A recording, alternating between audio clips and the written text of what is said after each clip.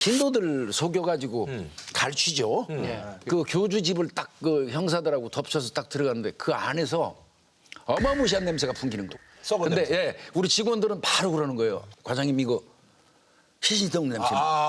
근데 저는 아무리 제가 맡아봐도 사람 냄새는 아니죠. 시취는 아니에요. 시신 썩는 냄새하고는 격이 좀 달라. 이게 좀 달라. 근데 결국 발견한 게 와, 그 큰 장롱 속에 자, 이분 강력반 형사 시절 주회장 전 범죄자들 잡기에 혈안이었던 환갑 형사. 은퇴 후에도 너튜브에서 알아두면 쓸모있는 범죄 지식 떠먹여주며 범죄 지식이 외길 걷는 검거의 달인 김복주. 김복주 교수님, 예, 반갑습니다. 예. 나오시면 항상 재밌어요. 네.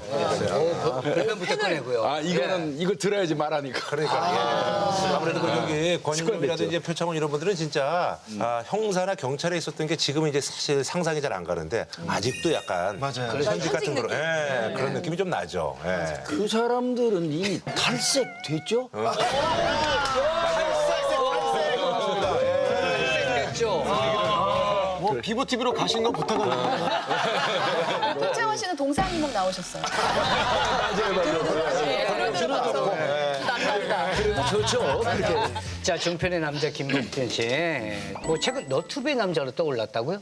아, 예, 제가 사건 의뢰라는 그 너튜브 하고 있어요. 네네. 구독자 많잖아요. 뭐 구독자가 한 54만 8천 명. 그렇게 돼요. 상당하네요. 제가 그 전에 이제 종편에 나올 때는 주로 저를 알아보시는 분들이 아주머니들이셨어요. 대체로. 그래서 그 유튜브 하고 났더니 확 기류가 바뀌어가지고 모 여대 가서 이제 강의할 일이 있었어요. 거기 가서 거의 뭐 아이돌 수준으로 대접받았다는 거 아닙니까? 말씀 들어보니까 슬슬 권인룡 쪽으로 가고 있는 것 같아요. 안 갈 겁니다. 몰라요, 인생은. 장담할 수 없어요. 최근에 뭐 책까지 출판했다고 하던데. 책은 뭐 꾸준히 제가 내고 있는데요. 요번에 낸 책은 이제 밤새 안녕하셨습니까 하는 내용의 예, 책을 한 권 냈어요. 제가 책을 쓰고 난 다음에 이게 인쇄 관련된 거는 네네네. 그 범죄 피해자 협회에다 전부 기부하더라고요. 예, 아무래도 제가 그 범죄를 대상으로 해서 방송을 하고 거기서 맞아요, 맞아요. 들어오는 수익이기 때문에 그런 거 관련돼서 책도 그렇고요. 이렇게 보면 또 이제 권인룡하고 또 거리가 좀 먼 거고. 앞으로 저기 그 권인룡 얘기는 입 밖에 안 내도록 하겠습니다. 일용이 권일용이 가서부터 좀 후배인데요. 걔가 저보다 더 들어 보이죠? 권일용이가 난 깜짝 놀랐어요. 그렇게 예능감 있는 줄 몰랐거든요. 현직에서 봤을 때는 걔가 그닥 그 예능하고 어울리는 이거는 아니거든요. 근데 잘하더라고요. 맞아요. 잘하세요. 맞아요. 길이 다르죠. 자, 잡아들인 범인만 3천여 명입니다. 32년 차 베테랑 형사 대단하시다. 김복준 형사님 잊지 못하는 사건 현장이 있으시다고요. 우리 경찰에 이제 입문을 처음에 하게 되면 형사로 바로 발탁이 되는 게 아니에요. 일단은 뭐 지구대나 파출소 이제 이런 데 가서 근무를 하고 경호사고. 일정 부분 되면 이제 그 형사에서 발탁을 하는데 저 같은 경우는 한 1년 6개월 만에 감사과로 발탁이 이거 됐어요. 빠른 거군요. 그래서 남들보다는. 이제 가자마자 첫 사건을 딱 맡은 게 살인사건 현장이었어요. 갔는데 굉장히 치정관계에 의한 어떤 그 살인사건이 발생을 했는데 현장에 나가가지고 온통 뭐 피투성이죠. 그 상황에서 피해자를 찾는데 피해자가 아무리 봐도 안 보여요. 그러면 옆에 무슨 묘목 같은 게 이렇게 있는 거 같고 그래서 나중에 보니까 그 묘목같이 보이던 사람이 피해자예요. 사람인지 몰랐어요. 정도로. 그래가지고 묘목으로 내가 시신을 오인을 했었는데 그때 제가 느낀 게 지구대 파출소에도 이제 변사자라고 그래가지고 그렇죠, 그렇죠. 돌아가신 분들이 뭐 돌아가신 있잖아요. 분들 많이 보거든요. 그때 봤던 난이도하고 그러네. 형사가 돼가지고 현장 나가서 느끼는 거 이걸 보면서 엄청난 차이가 있다. 그때 큰 충격 받았던 그 사건이 제일 뭐 지금도 그 생각이 나요. 눈에 그때 선한 그 거예요. 트라우마 같은 게 여지까지도 남아있겠네요. 꿈을 꾸죠. 처음에는 그런 사건 현장에 나가서 보고 오면 한 며칠 동안 계속 꿈꾸죠. 맞아, 그런 맞아. 부분이. 근데 아. 결국 그거 못 견뎌서 중간에 그만두고 맞아, 나가는 그런 분도 사람들도 꽤 많죠. 많습니다. 소방관들도 그렇고 보면 네, 그런 거 맞습니다. 못 견뎌가지고 그만두시고 그러더라고. 그게 힘들었어요. 맞아. 흉악범들을 이제 떨게 한 검거의 달인입니다, 진짜 김복준 씨. 알고 보면 연기의 달인이었다고 하는데 이게 무슨 얘기입니까? 연기 뭐 기획사 해주시려나? 연기 은근슬쩍. 자꾸 여지를 남겨. 뭐 연기라고 할 수 있겠습니다. 그런데 이제 뭐 우리말로 하면 일종의 하나의 수사의 기법인데 남편이 상당히 큰 죄를 짓고 도주한 사람이 있었는데 저희가 관찰을 해보니까 아내가 아는 것 같은데. 수시로 가서 만나는 거예요. 그래서 이제 형사들 좀 미행을 시켰어요. 형사들이 제일 싫어하는 게 미행이거든요. 아 그래요? 예, 미행 굉장히 어려워요. 미행을 시켰는데 한 6명의 형사들이 다 실패하고 와요. 하나같이 하는 얘기가 그 아주머니가 의심이 얼마나 많은지 삼보 걷고 뒤돌아보고 삼보 걷고 뒤돌아보고 또 무거운 꽃이 피었습니다. 이제. 예, 야, 그거 가면은 분명히 잡을 수 있을 것 같아요. 그래서 밤새도록 연구를 했어요. 근데 그 결국 제가 내린 결론은 뭐였냐면 다리가 아픈 것처럼 하는 거예요. 미행을 당하는 사람 입장에서는 다리 저는 사람이 형사일 일은 없잖아요. 그렇지, 그렇죠. 이제 복장도 그냥 걸음하게 입고 다리를 이렇게 이제 절면서 한 2km를 쫓아갔어요. 근데 문제는 2km 정도 되는데 이제 오른쪽에 다리를 절었거든요. 처음에 내가 아파 이렇게. 아 근데 한참 쫓아가다 보니까 왼쪽이 아파요 이제 이쪽. 그래서 이제 왼쪽으로 바꿨어요. 그러면서 이제 조마조마한 거야. 저 아줌마가 놓치지 않을까? 이거 알까 이거. 그래서 바꿔가지고 이제 갔거든요. 근데 그 아줌마 모르더라고. 그래서 결국 현장에 가서 덮쳐서 한 2km를 따라가지고 딱 보니까 있어요. 남편 만나고. 현장에 딱 덮쳤거든요. 수갑 딱 채우니까 제 가슴을 확 밀어요. 아니 아저씨 사기쳤다고. 그 아줌마가 억울한 거예요. 이제 그래서 검거를 한 적이 있는데 메소드로. 그 수사 기법이기도 해요. 뭐 대단하시네. 김복준 씨가 진짜 우리 이제 드라마 속에 이제 그 현실판 이제 수사 반장이죠. 예. 그 현장에서 어떤 그 능력 때문에 생긴 별명이 있다고. 우리 이제 뭐 혹자는 개코라고 그랬는데, 예, 이제 대체로 시골 같은 데 가면 고독사 하시는 노인분들이 상당히 많아요. 이게 참 안타까운 일인데요. 그렇고 뭐. 네. 그거 고독사 같은 경우는 대체로 이웃에 있는 주민들이 그 냄새 때문에. 악취 때문에 네, 신고해가지고 경찰이 출동해서 발견하는 맞아요. 케이스거든요. 저 같은 경우는 현장 딱 들어가면 일단 이제 현재 기온, 계절 요걸 계산해가지고 그 냄새를 맡아요. 이게 딱 이렇게 이제 맡아보면 야 요거는 한 2주 됐겠다.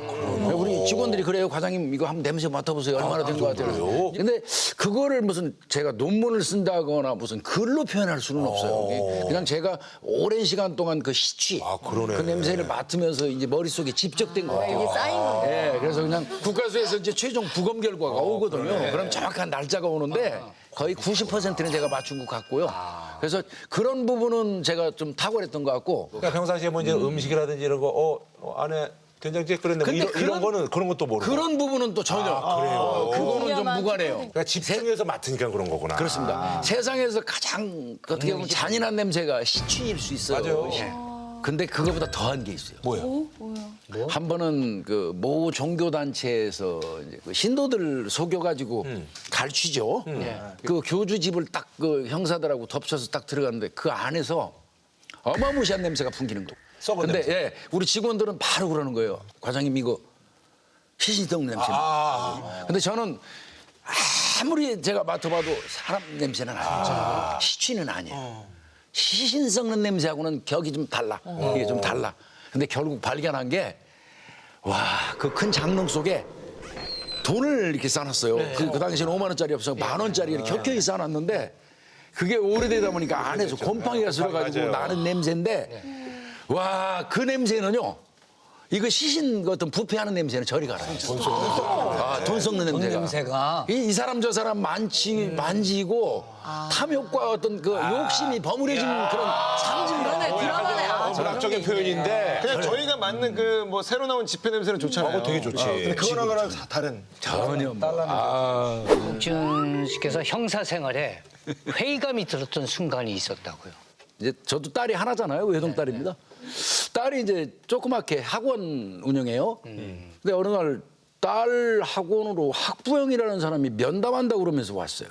와서 앉아가지고 뭐 이것저것 물어보더니 딸 얼굴을 이렇게 많이 쳐다보더래요. 그래서 왜 그러세요? 그랬더니 김복준이 닮았네 이러더라는 거예요. 그때 이제 느낌이 이 딸이 쎄하더라는 거예요. 아, 왜 그러세요? 우리 아빠인데 왜 그러세요? 그랬더니 발딱 일어나면서 그러더래요. 김복준이한테 가서 얘기 잘해줘. 나 학교 잘 마치고 왔다고. 그때 아마 이제 이 아이가 그냥 거기서 자스러진 거예요.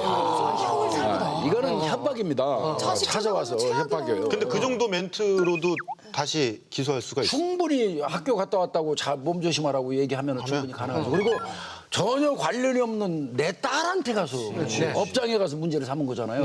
그래서 그 친구를 찾았어요. 이제 입건해놓고 수색을 했어요. 그 사람들이 뭐 휴대폰이라든지 컴퓨터. 아 근데 거기서 또 자지러져 버린 거예요. 왜? 그 저 인터넷을 봤더니 인터넷에 김복준 청부 사례가 올라가 있어요. 5천만 원에. 뭐 이런 쪽에다가 나를 살해해주면 5천만 원을 주겠다는 걸 올렸더라고요 공지를. 그 사람이요? 와, 그 친구가 그 화도 나고 서글프기도 하고 그렇더라고요. 과거 존재 자체로 딸 남자친구를 도망치게 만드셨다고. 이것도 계속 꽂혀보니까 보니까. 연장선인데. 부담스러워. 딸이 한번 얘기를 해요. 뭐 오래 만난 친구는 아닌데 우리 아빠가 저 경찰이라고 얘기를 했더니 아빠 그날 이후로 전화도 안 받고 사라져 버렸어. 그 얘기를 해요. 그 얘기 딱 듣는 순간 아 그러면 범죄자밖에 없다. 맞아. 그치, 뭔가 튕기는 합리적 의심이야. 이거는 너를 만날 수 없는 거다. 숙명적으로 이런 맞아. 근데 이제 그 생각이 들었어요. 그래서 차를 확인해 봤더니 대포차예요. 잡았네. 역시. 그래서 그냥 바로 그 관할 경찰서에다가 한 건 올려줬죠. 한 건. 넘겼구나. 그래서 야, 이거 해봐. 이거 해봐봐. 나 그 방송국을 이렇게 쓱 다니면서도 저 친구 저거 느낌 안 좋아 이런 친구도 있나요? 저 그래서 안동에서 연습하는데 저거. 저거 느낌 안 좋아 저거. 대기실에서 여쭤봤는데 몇 번 잡아낸 적 있지. 쟤 좀 이상한데 하면은 잡혀 들어간 적이 몇 번. 방송에 나온 사람들이? 진짜. 연예인도요? 네. 근데 이제 어떤 연기 같은 걸 보면서 아 저건 지나치게 디테일하다. 저렇게까지 알 수가 없는데. 내가 진짜 내 경험 30년 넘은 내 경력으로 볼 때는 저건 경험하지 아니하고 표출할 수 있는 수단이 아니다. 그 눈빛을 이런 보고. 그런 느낌, 그런 눈빛 이런 경우는 있었어요. 마약이나 이런 쪽. 그래서? 약 같은 거. 아 그렇구나. 아 그래서요? 결국 나중에 보니까 맞더라고요. 그렇게 됐대. 요걸 누군지 내가 들었다 이거야. 한번 나오실래요? 콜라보 한번 갑시다. 선생님. 콜라보 협업. 좋아요. 복준 씨께서 개코보다 더 뛰어난 능력을 가지고 있는 게 있다고. 저는 학부에서 국어 공부나 그랬어요. 그래서 이제 글 쓰는 거 좋아하고 시도 쓰고 저 책도 많이 쓰고 하는 이유가 그런데 경찰이 들어와서 엄청난 득을 봤다고 생각이 들어요. 그게 뭐냐면 그게 조서예요. 이 진술 조서나 피의자 신문 조서에 의해서 그 죄가 유죄 무죄가 갈릴 수도 있어요. 맞아요. 검사가 그런데 그거를 글 쓰는 능력이 있으니까 문맥도 잘 사용할 수 있고 법리도 거기다 잘 버무릴 수 있고 그다음에 그 범인이 범행 현장에서 느꼈던 정서 같은 거를 아주 적나라하게 표기할 수 있어요. 정서까지도. 느낌을 이제 그런 식으로 제가 이제 그 조서를 똑소리 나게 받아가지고 조서 받는 거는 뭐 김복준이한테 가서 물어봐라. 작가시네 완전. 그런 정도로 그럼 제가 조서의 달인으로서 기억에 남는 조서가 있습니까?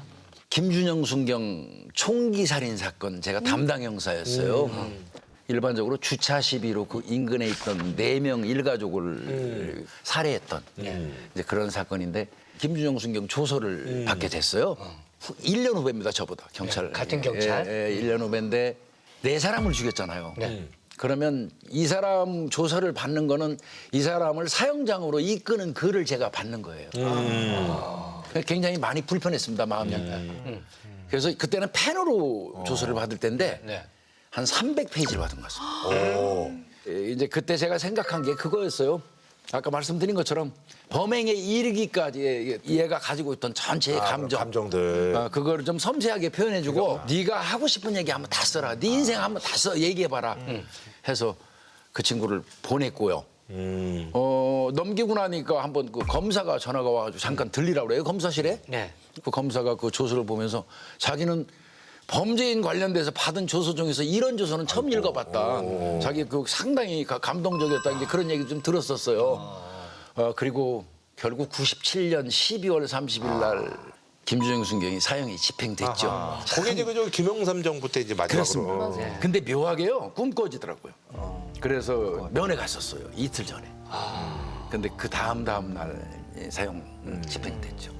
조서 얘기하면 그 김주영 순경 생각이 제일 많이 납니다. 그거는 아마 평생 동안 뭐 제가 죽는 날까지 잊지 못할 겁니다.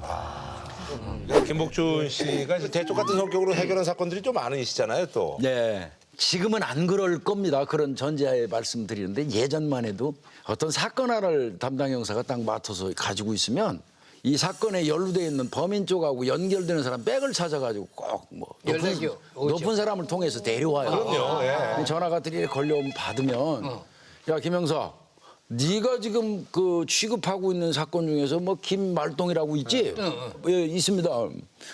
나 잘 아는 사람인데 그걸 끊어요. 면피입니다, 면피. 봐주라는 것도 아니고 뭐 그냥 확인만 하고 끊는 거죠. 그러나 이제 이 전화를 받는 형사 입장에서는 그렇죠. 갈등 생기기 시작하는 거죠. 그렇죠. 이거 넌지시 보니까 봐주라는 얘기인데 이거 잘못하면 또 큰일 나고 법규에 위배되고 이제 갈등하는 경우가 많은데 저는 너무 쭉대로 가는 거죠.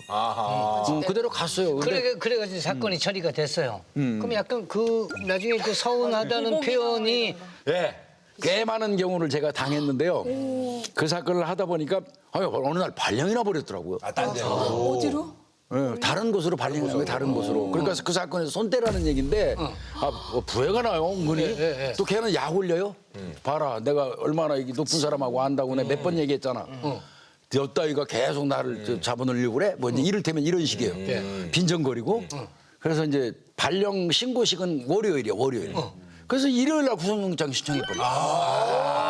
내가 가기 전에. 그래서 깔끔하게 일요일 날 구속시키고 전근 갔죠. 잘못 건드렸네. 그런 오기도 좀 객기도 부려본 것 같습니다. 그게 있어야죠. 그러네. 일할 때도 뭐 극 F 모먼트가 뭐 나온 적이 많다고요. 그 사건 현장 가면 이제 꼭 죽음하고 가장 제가 근접하다고 그랬잖아요. 그 사람이 어떤 사유로 어떻게 죽어갔건 이 세상을 마지막 가는 길을 내가 목격하고 있는 사람이잖아요. 그러면 사건하기 전에 일단은 술 한 잔 따릅니다. 그래서 그때 이제 그러면서 그런 얘기 하는 거죠. 당신이 억울하게 죽었다면 나한테 늘 얘기해라. 나는 항상 열려 있으니까 내가 한 풀어줄게.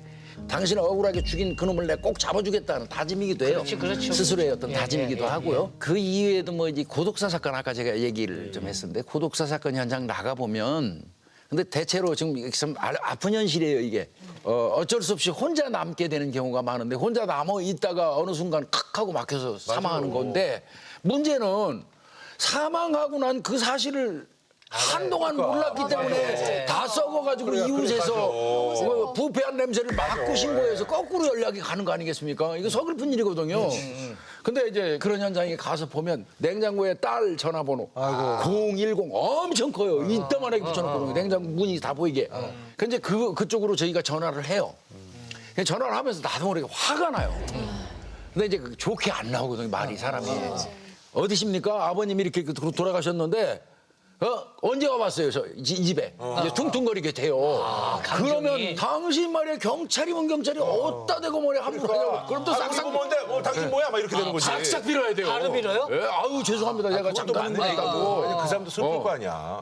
그 얘기를 하고 싶어요. 효도라는 개념 요즘 얘기하면 굉장히 좀 뒤떨어진 사람인 것처럼 이렇게 이야기들을 하는데 전화 한두 번 정도는 해줄 수 있는 게 자식하고 부모 관계 아닐까요? 친구한테 뻔질나게 하면서 말이야. 쉽지가 않죠. 아침이건 저녁이건 그래도 한 번 정도는 아버지한테 전화하고 하는 그런 그 있으면 그래 진짜 그 직장 상사라고 생각하면 그러겠냐고. 진짜 그게 맞는 얘기네. 아픈 게요. 아까 말씀드린 것처럼 냉장고에 이렇게 써 있어요. 우리 딸.